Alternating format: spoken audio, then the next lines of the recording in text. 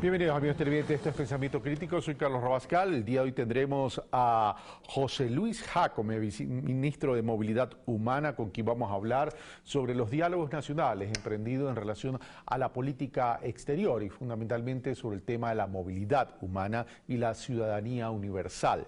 Luego tendremos a Paulina Recalde, directora de Perfiles de Opinión, con quien vamos a hablar sobre los índices de credibilidad, calificación de la gestión del gobierno anterior y de este gobierno de Lenín Moreno y también evidentemente de la coyuntura política.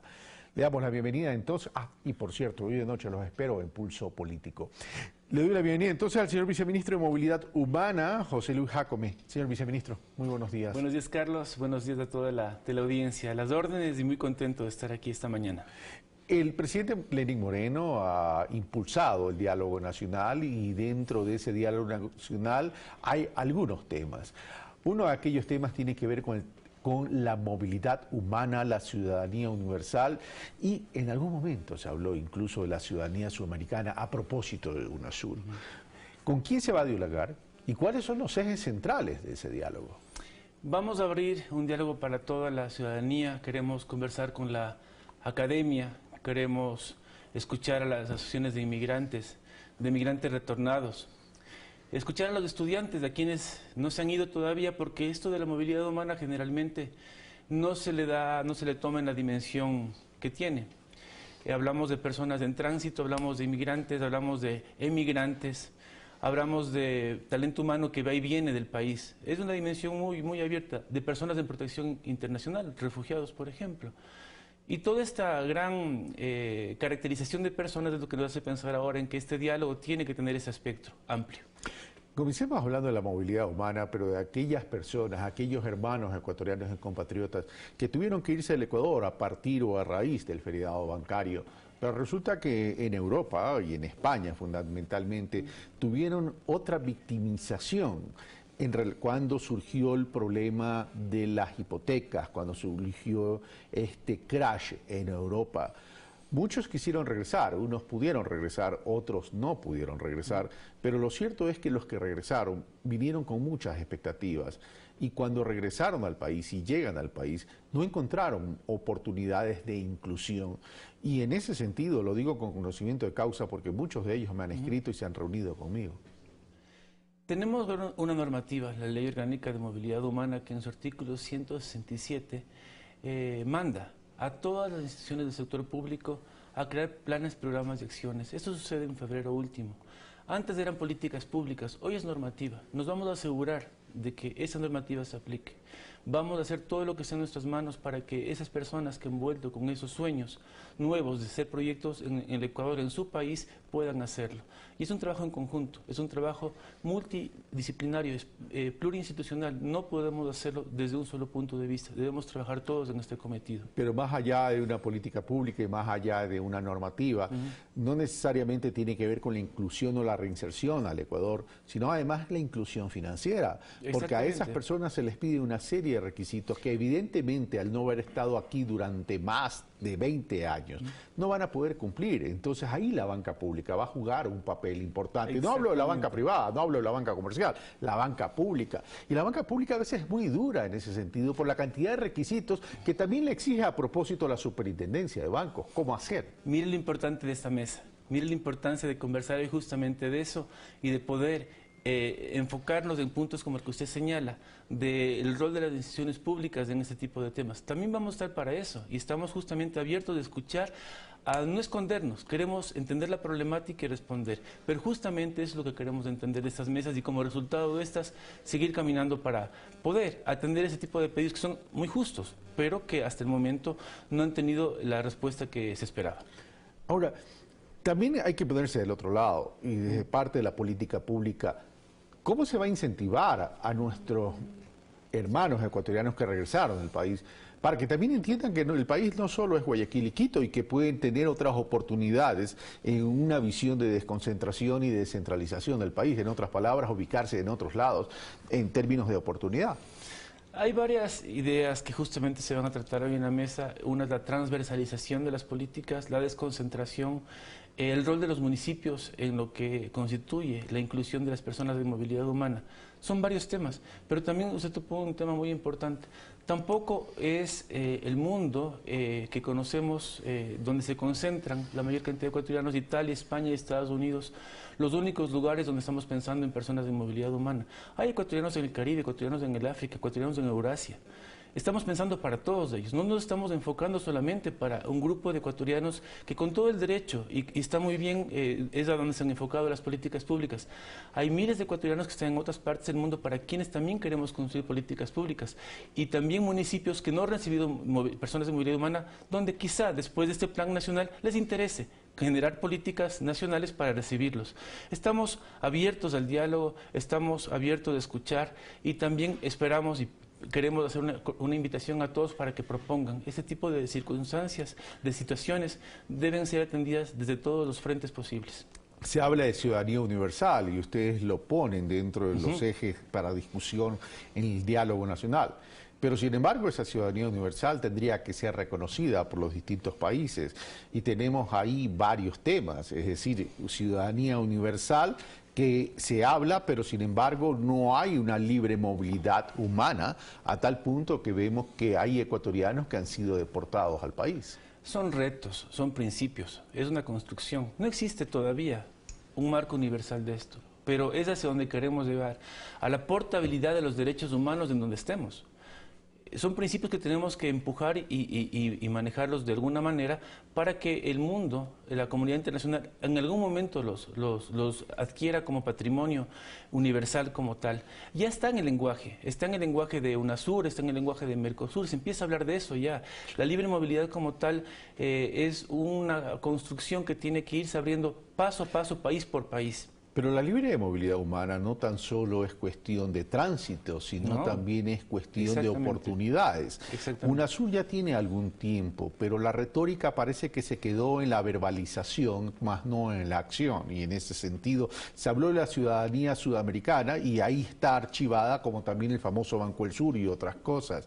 Y me refiero oportunidades, es decir, el Ecuador piensa liderar el tema en el sentido de que los ciudadanos sudamericanos, por lo menos, o latinoamericanos, ya hablando de la CELAC, puedan también tener la oportunidad de trabajar en otros países de la región sin necesidad de tanta complicación y barreras. Y el otro tema pasa por el sistema educativo.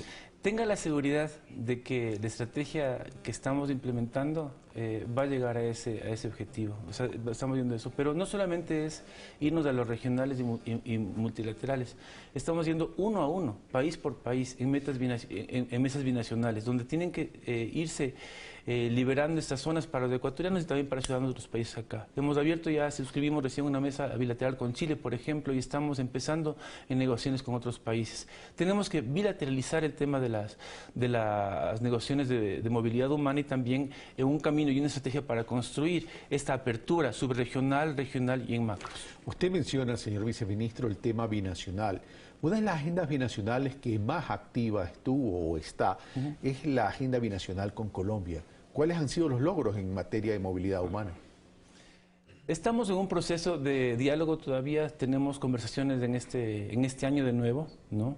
Están los flujos dándose, pero puntualmente es una construcción. No se han detenido las conversaciones, los pasos, los flujos en frontera siguen dándose como hasta ahora, y esa es la realidad. No ha habido un cambio en las políticas que hemos conocido hasta este momento, pero sí en los próximos diálogos tenemos que hablar más sobre nuevas facilidades que se puedan dar a las personas que viven en frontera. Ahora hablemos de los hermanos ecuatorianos que se encuentran afuera y que no están regresando, no tienen la voluntad de regresar. Esos hermanos ecuatorianos también tienen una realidad, y la realidad es que tienen hijos, tienen descendencia, pero esos hijos ya no tienen la doble nacionalidad en algunos casos. ¿Cómo hacer entonces de la política pública, de la política exterior, de que esos chicos que tengan doble nacionalidad tengan el arraigo de la esencia y la identidad ecuatoriana? Generando políticas y haciendo que los servicios y los beneficios que tienen los ecuatorianos en el Ecuador también sean asequibles para ellos. Ecuatorianos de segunda generación tienen derecho, por ejemplo, a acceder a las becas que ofrece Cenecit, por ejemplo, a las oportunidades de trabajo que tenemos desde el exterior.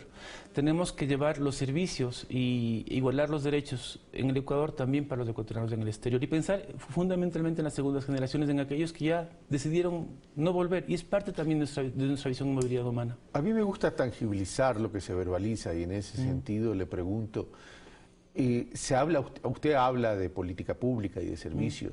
Uno de los principales retos era que esos ecuatorianos tengan también la cobertura de la seguridad social ecuatoriana y que se había planteado alianzas, sobre todo con España, en ese sentido. En el resto de los países, ¿cómo está eso y cómo está funcionando este tema? Hay acuerdos país por país, tenemos la afiliación voluntaria del IES en el exterior, eso funciona a través de toda la red consular. Hacemos un proceso de afiliación virtual y a través de nuestros consulados se promueven esos servicios.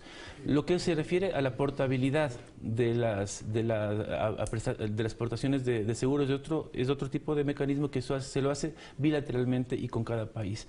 Hay una lista de algo así 16 o 20 países con los que vamos avanzando, pero son procesos, Carlos. O sea, yo quiero decir que no son cosas o políticas que se puedan implementar de una sola vez. Son negociaciones país por país, son bilaterales.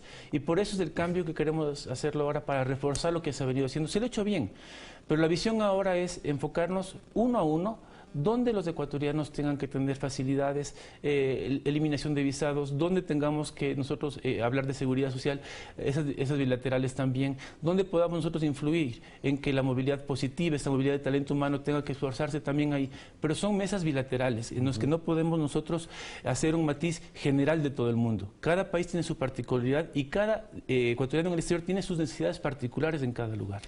Las intenciones son buenas, pero mientras no vengan acompañadas de acción y estas acciones de resultados, entonces se queda en palabras. Por tanto, hay la necesidad de construir indicadores de gestión en términos de resultados. Perfecto. Para ver qué tan bien han sido las políticas públicas y que esa intención realmente haya tenido impacto social en nuestros hermanos ecuatorianos. Excelente punto. La Ley de Movilidad Humana nos obliga, y justamente propusimos nosotros al Sistema Nacional de Información de Movilidad Humana. Por primera vez tendremos de información pública, de consumo público, para temas vinculados con movilidad humana. Estamos trabajando con el INEC y con la Universidad de Achaytec. Es justamente el punto, Carlos, O sea, no hemos tenido hasta ahora indicadores claros con los que podamos nosotros medir y conocer exactamente que la movilidad humana, por una parte, es una herramienta de política exterior, pero también es una herramienta de progreso. La movilidad humana no solamente tiene que ser vista como un tema de ejercicio de derechos, que está muy bien, es una herramienta de crecimiento. Ahora la Cancillería tiene los sectoriales de turismo, comercio y cultura, y vamos a esforzarnos porque también la movilidad humana tenga un punto en ese tipo de política exterior. Y justamente esta mesa va vinculado a eso. ¿Cuándo inició este diálogo y hasta cuándo va a durar? 20 de junio fueron las primeras conversaciones. Esto es un punto más visible de lo que está pasando, pero hemos estado dialogando todos los días desde que yo asumí funciones, desde que nuestra señora ministra asumió funciones, hemos trabajado. Estas mesas terminan el 22 de agosto. Tenemos ahora la primera, que comienza en Quito, construcción de paz, integración regional, el 18 y 25 de julio también en la ciudad de Quito. Tenemos comercio exterior, inversiones y desarrollo en Guayaquil el 1 de agosto, diplomacia verde en Cuenca el 8 de agosto, justicia fiscal, transnacionales y derechos humanos el 15 de agosto, interculturalidad, derechos humanos en Esmeralda el 17 de agosto y cerramos en Ecuador en el mundo multipolar en Manta el 22 de agosto. Integración regional, ojalá que algún día se haga realidad. En términos pragmáticos me refiero, sí. Y no desde la óptica comercial tan solo, sino en una multidimensión de generación de oportunidades de desarrollo. Es que es cuando las sociedades nos unimos. Yo por eso confío mucho y creo que la movilidad humana es donde se va a dar realmente la integración, cuando las sociedades se integren.